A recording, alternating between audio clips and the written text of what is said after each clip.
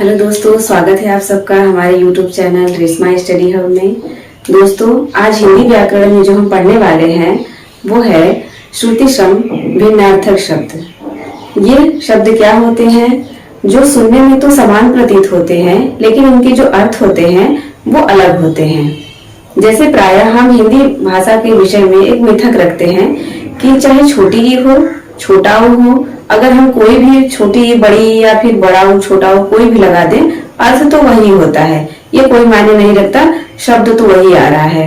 लेकिन जैसे इंग्लिश भाषा में उसकी वर्तनी उसकी स्पेलिंग मायने होती है, एक स्पेलिंग चेंज होने पे उसका अर्थ बदल जाता है, वैसे ही हिंदी भाषा में जब उसकी मात्राएं चेंज होती हैं, जब छोटी बड़ी और बड़ा हो छोटा हो, इसके भी अपने कुछ मायने हैं, क्योंकि वर्तनी परिवर्तन से उसके अर्थ में परिवर्तन हो जाएगा।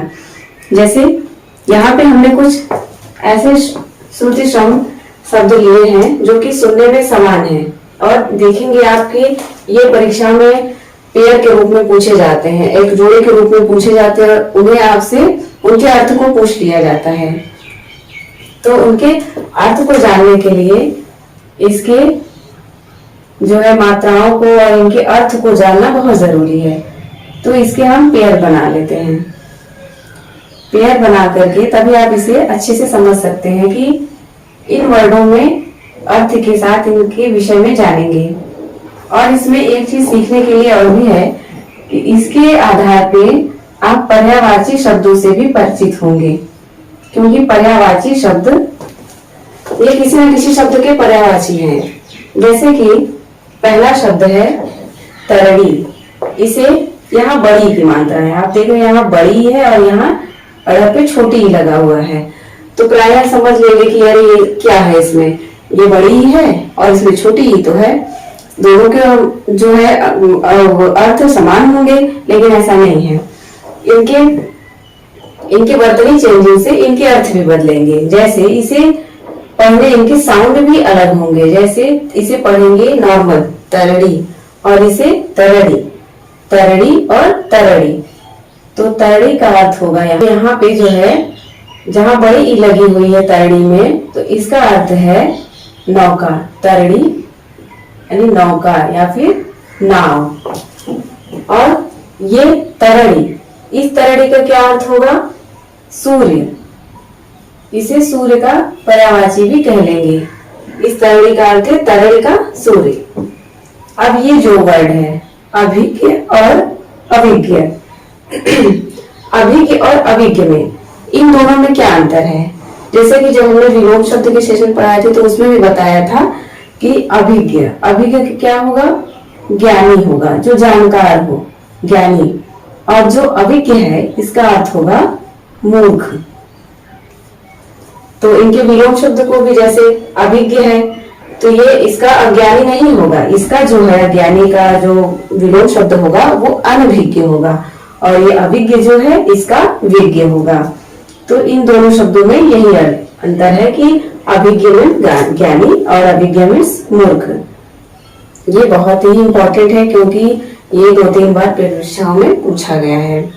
परीक्षा की दृष्टि से अगर इसमें जितने भी वर्ड आए हैं सब आपके लिए हेल्पफुल है। जैसे यहाँ पे है क्षति, क्षति माने हानि, किसी चीज की हानि हो जाना, क्षति हो जाना। और यहाँ है क्षिति, क्षिति पृथ्वी को कहते हैं, पृथ्वी। ये जो क्षिति है ये पृथ्वी का पर्यायवाची है। और यहाँ पे वर्ड है एक सुख और सुख, सुख और सुख। आप इनको बोल के भी देखेंगे कि इनके अर्थों में अंतर समझ में आ रहा है। सुख यानी खुशहाली, खुशहाली, इस सुख का अर्थ हुआ खुशहाली। और इस सूख मतलब कि ग्रीष्म ऋतु में, जैसे वाक्यों में प्रयोग कर लीजिए, ग्रीष्म ऋतु में जैसे नदियां सूख जाती हैं, तो उसे बड़े थोड़ा लंबा साउंड आता है, बड़ाओं की मात्रा में सूख और छोटाओं में सुख। तो इसका अर्थ होगा सूख जाना, मुरझा जाना, सूख जाना। और इसी तरह यहाँ पे छत, छत माने जैसे कमरे का छत, इसे पाटन छत ऐसे बोल सकते हैं। और छत, छत माने होता है घायल। आप देख रहे हैं यहाँ पे छाता छ और यहाँ पे छत्र छ, तो इसका अर्थ होगा पाटन, कमरे का छत, या फिर ये इसका छत का घायल होगा। अब इधर देख लेते हैं, जैसे यहाँ पे दो वर्ड है, अवधि और अवधि। अवधि अवधि, तो इसका अर्थ क्या होगा? अवधि का समय, जैसे समय अवधि के अंतर्गत कोई भी कार्य समय अवधि के अंतर्गत करना चाहिए, तो उसमें इस अवधि का प्रयोग हुआ समय के लिए। और अवधि, अवधि यह एक भाषा है। अवधि क्या है? अवधि एक भाषा है। और अवधि भाषा के हमारे प्रमुख रचनाकार कवि जो है तुलसीदास जी हैं, जिन्होंने अपना क्या लिखा है? श्री रामचरितमानस अवधि भाषा में ही लिखा है। और इसके आगे है आदि और आधि।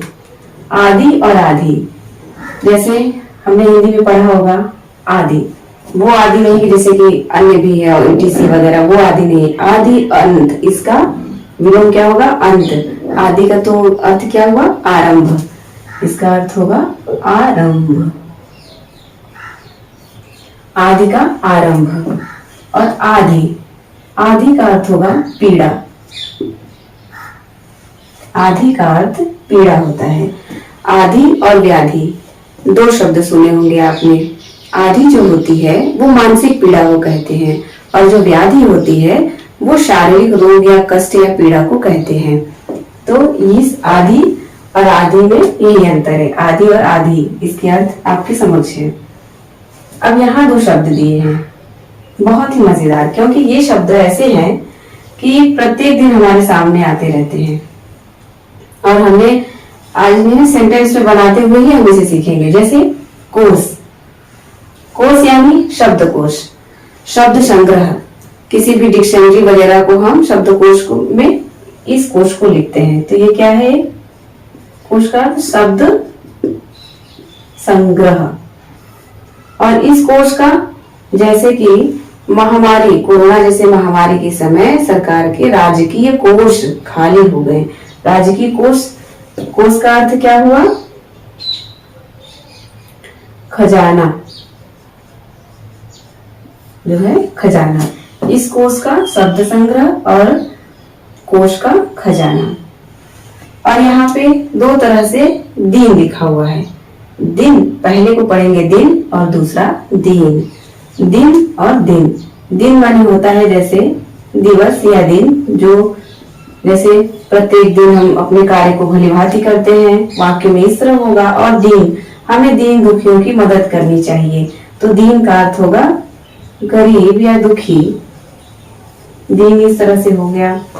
और यहाँ दो शब्द है, चीर और चिर। चीर, ये जो चीर शब्द है, जैसे कि महाभारत में द्रौपदी का चीर हरण किया गया, तो वो चीर यही है। ये बड़ा ई की मात्रा जो लगा है ना, ये चीर। चीर माने होगा वस्त्र। तो ये एक तरह से इसकी पर्यायवाची भी मिल गई हमें। और ये है चिर। चिर माने होता है दीर्घकाल, जैसे कोई चीज दीर्घकाल से, चिरकाल से चली आ रही हो।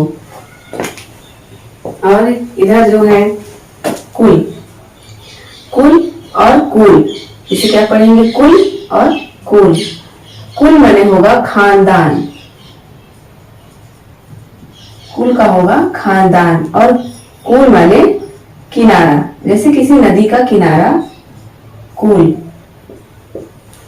और अली और अली, क्योंकि छोटी ई को हम थोड़े झटके के साथ पढ़ते हैं, और बड़ी बहुत ही नॉर्मल से इसका उच्चारण किया जाता है। अली, अली को कहेंगे भंवरा, जो है भंवरे को अली बोलते हैं। और ये जो अली है, इसका अर्थ होता है सखी। इस अली का क्या अर्थ है? सखी। अब ये शब्द, ये भी शब्द बहुत बार पूछे गए हैं। इन शब्दों को आप स्टार से लगा लीजिए, क्योंकि ये एग्जाम में बहुत ज्यादा पूछे गए हैं। एक ये शब्द है, एक आपके ये शब्द है, एक अवधि, अवधि है, और एक ये यहाँ पे हमने लगाया, इसको तो डबल स्टार करिए, क्योंकि अभिज्ञ और अभिज्ञ बहुत बार पूछे गए हैं। और यहाँ पे परिणाम, परिणाम का अर्थ होता है जैसे कि फल, जैसे किसी फल या निर्णय कह सकते हैं कि क्या परिणाम हुआ, जो परीक्षा फल का क्या परिणाम आया या किसी भी युद्ध का क्या परिणाम निकला, तो वो है ये परिणाम फल। और परिमाण, परिमाण का अर्थ है कि किसी चीज की मात्रा जिसे मापा जाता हो, जैसे 2 लीटर, 1 लीटर या फिर 2 गज, इस प्रकार से। तो इसको परिमाण का अर्थ है मात्रा। परिणाम और परिमाण, इन वर्डों को बड़े ही ध्यान से पढ़ना चाहिए, क्योंकि कभी कभी हम इन्हें सिंगुलर पढ़ लेते हैं या इसको परिमाण कह देंगे, परिणाम कह देंगे, थोड़ा लिखा एकदम बस वर्ड की इधर उधर किया हुआ है।